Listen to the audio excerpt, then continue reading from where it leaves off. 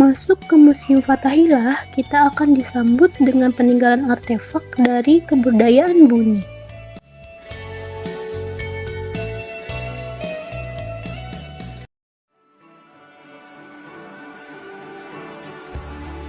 Selanjutnya, terdapat fosil mengenai perkembangan manusia dari era bercocok tanam hingga era perunggu dan besi.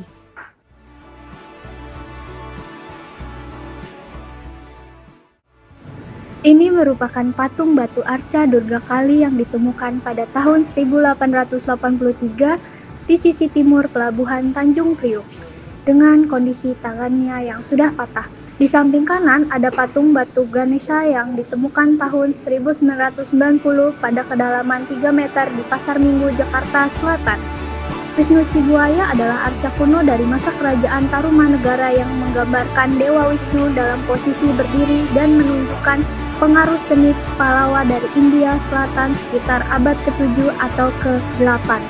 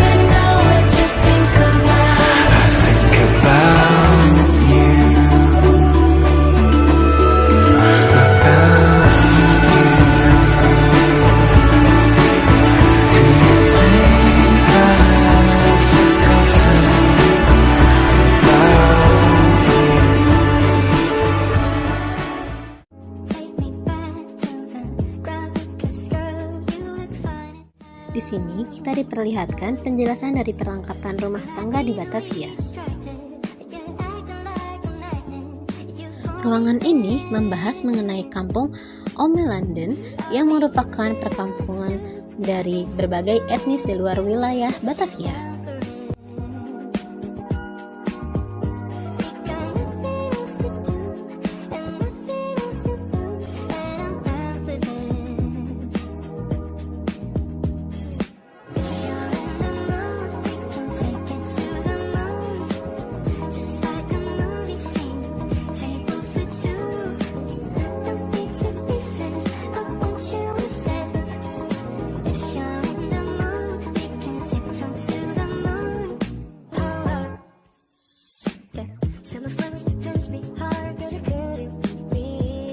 Ruang ini dipenuhi dengan alat-alat yang digunakan pada masa lalu.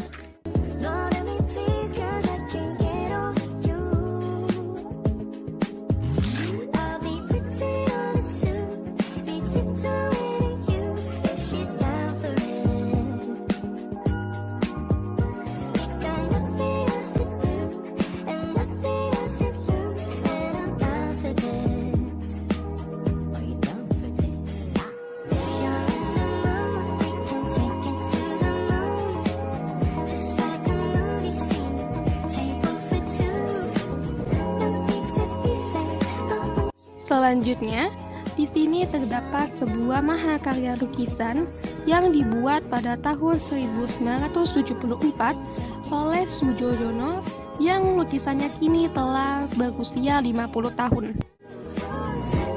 Pengunjung dapat membaca penjelasan yang tercantum di bawah lukisan ini untuk lebih memahami detail lukisan ini serta sampel lukisnya.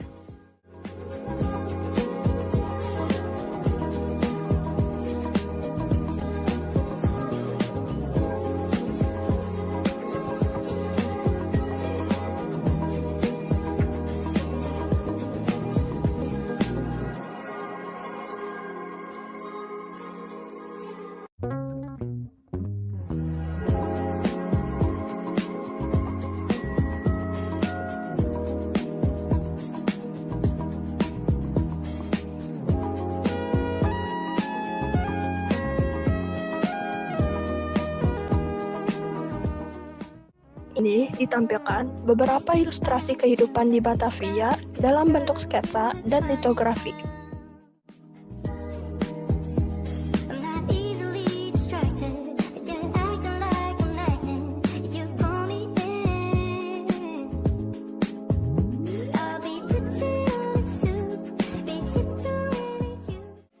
Ini merupakan miniatur yang dimiliki oleh VOC.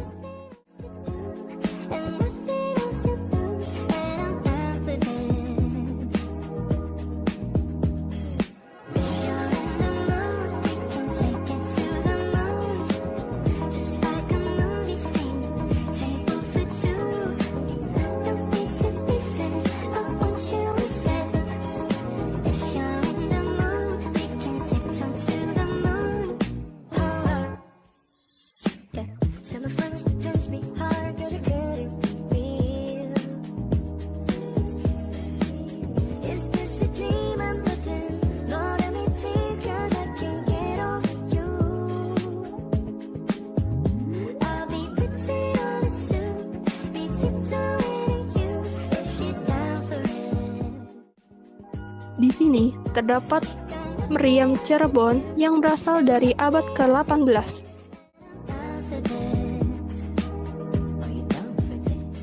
Selamat siang, Bu. Selamat siang, iya, selamat siang. Mohon izin waktunya sebentar ya. Oh, boleh, silakan. Boleh tahu saya dengan Ibu siapa? Saya Ratih dari Bekasi. Saya Nadia dari pelajar SMA Negeri 14 Depok. Ingin meminta izin waktunya sebentar. Apa berkenan? Silakan Adik. Sebelumnya, apakah ini kunjungan pertama Ibu ke Museum Fathahillah atau sudah pernah datang sebelumnya? Ini mungkin sudah ketiga kali ya untuk selama kami di Jakarta seperti itu. Kalau boleh tahu, apa yang menjadi alasan atau ketertarikan utama sehingga memilih berkunjung ke Museum Fathahillah hari ini? Pertama kali liburan memanfaatkan momen kemarin anak-anak habis ujian tengah semester. Kedua, ini kenapa dipilih ya, ini relate dengan sejarah ya. Belajar beberapa kemarin kan juga pernah dipelajari sekolah, jadi mengenalkan anak-anak itu tentang sejarah bukan hanya yang dilihat saja dan dunia digital segala macam. Inilah sejarah Indonesia yang terutama kota Jakarta ya, biar mereka mengenal sejarah lah dengan konsep seperti itu. Dari sekian banyak bagian yang sudah Ibu lihat, adakah ruang atau koleksi tertentu yang paling berkesan menurut Ibu? Kalau untuk kami, karena mungkin untuk kami, untuk anak-anak ya khususnya ya, kalau untuk kami kan karena sudah dewasa beberapa kali sudah pernah kesini. Kalau untuk anak, yang tadi misalnya sejarah-sejarah perjuangan ya tadi, tentang Batavia, tentang prasasti-prasasti yang Prasasti Tugu dan segala macam, itu relate dengan pelajaran yang diajarkan ke sekolah ya. Kebetulan kan anak kelas 5 ya, jadi kemarin yang diujikan juga sebagian keluar dari materi tersebut seperti itu. Jadi anak-anak interest melihat, oh ini ternyata ya bentuk fisiknya prasasti tersebut, oh inilah bentuk fisiknya sejarah Mataram dan segala macam seperti itu. Secara keseluruhan, bagaimana kesan Ibu terhadap suasana museum dan koleksi yang ditampilkan di sini? Bagus sih, ini terakhir kami kan juga sudah mungkin sebelum pandemi ya, ini baru setelah pandemi mengalami perubahan yang cukup signifikan. Terus tempatnya jadi bersih ya, kalau dulu kan masih belum terstruktur rapi secara seperti ini, tapi ini alhamdulillah makin kesini makin enak, suasana enak juga, cara masuknya dan segala macam itu rapi. Terus di luar juga banyak pembaruan misalnya tadi hiburan-hiburan, jajanan dan itu rapi dan bersih, jadi membuat nyaman seperti itu. Terakhir ya Bu, apabila berkenan memberi masukan, menurut Ibu apa yang sebaiknya ditambah atau diperbaiki agar Museum Fathahillah bisa lebih baik lagi ke depannya? Mungkin ini ya, karena ini mungkin oke untuk sejarahnya sudah bagus, mungkin di luar kamu mungkin area bermain anak-anaknya yang ramah anak lebih banyak ya, jadi mungkin ketika anak-anak membawa anak balita yang lebih kecil, jadi kayak wahana-wahana bermain seperti itu lebih ke ramah anak lah seperti itu. Terima kasih ya Bu atas waktunya. Sama-sama, semoga sukses jadi ya.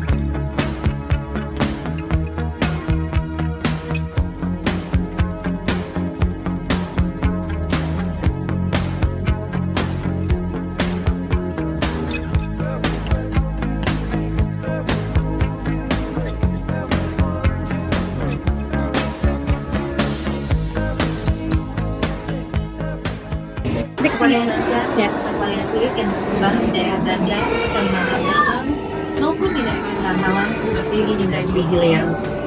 Wayang kulit Banjar memiliki karakteristik tersendiri, seperti bentuk dan postur wayang yang lebih kecil dibandingkan dengan wayang kulit Jawa, serta penataran dan kelikatannya.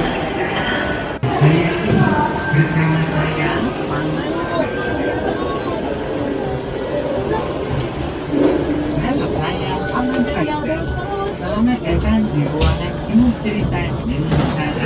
Jadi kami sini sedang ada di Museum Wayang. Nah, salah satunya ini ada wayang Gatot Kaca.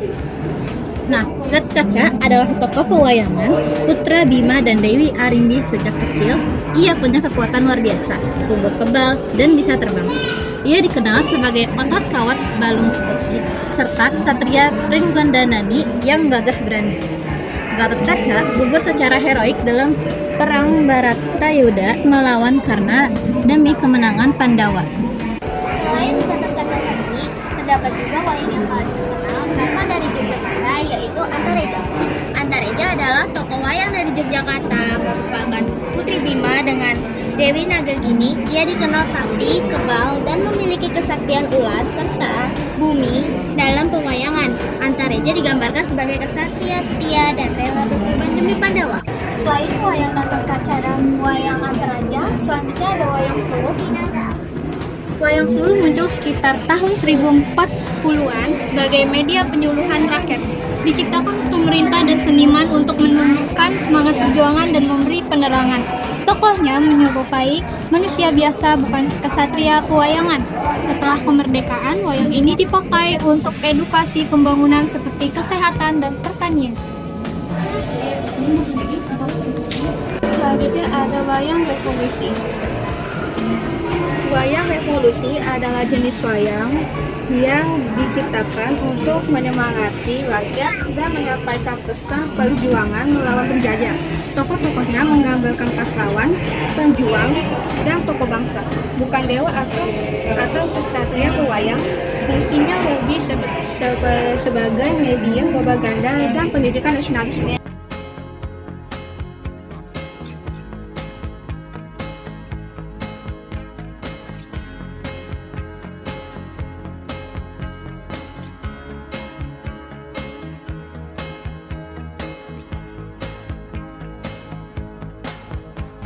Selain wayang-wayang tadi, terdapat juga seperangkat alat gamelan.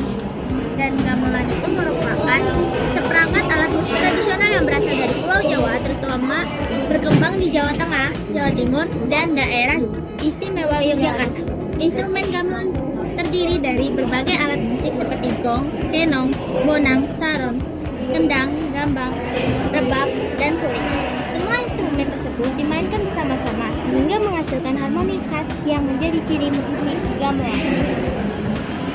Di Yogyakarta, gamelan memiliki peran terpenting dalam kehidupan budaya dan seni masyarakat. Gamelan sering digunakan untuk mengiringi pertunjukan wayang kulit dari tradisional, upacara adat, hingga acara resmi keraton. Suara gamelan tidak hanya berfungsi sebagai hiburan, tetapi juga menciptakan suasana sakral dan dramatis yang memperkuat alur cerita serta emosi dalam setiap pertunjukan.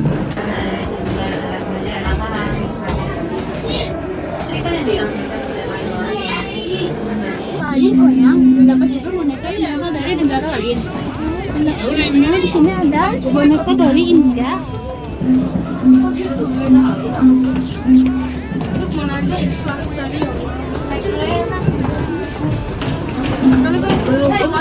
Dari negara Vietnam.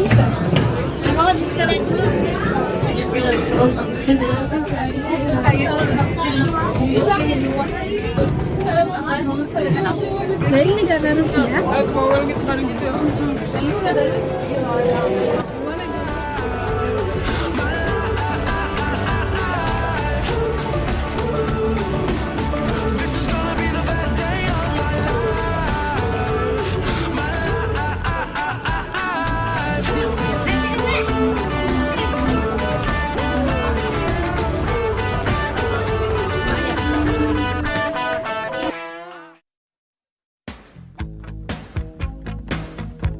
Permisi Kak, dengan saya Salsabila Pratama Rahman dari SMA Negeri 14 Depok.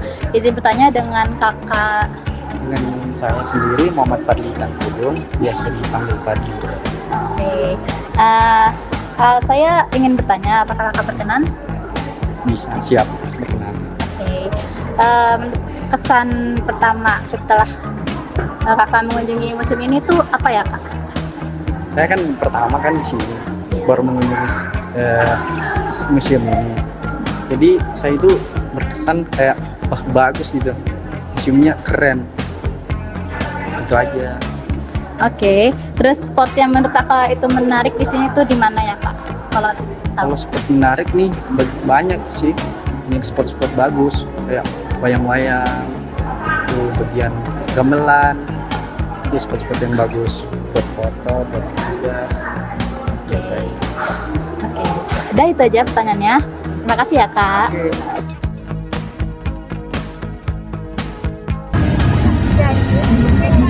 Kesimpulan dari hasil kunjungan kita ke Museum Fathahillah dan juga Museum Wayang adalah dapat disimpulkan bahwa kedua museum ini menjadi saksi perjalanan sejarah dan juga kebudayaan Indonesia. Museum Fathahillah memperlihatkan jejak perkembangan Jakarta dari masa kolonial hingga kini, tampak dengan peninggalan arsitektur dan koleksi bersejarah.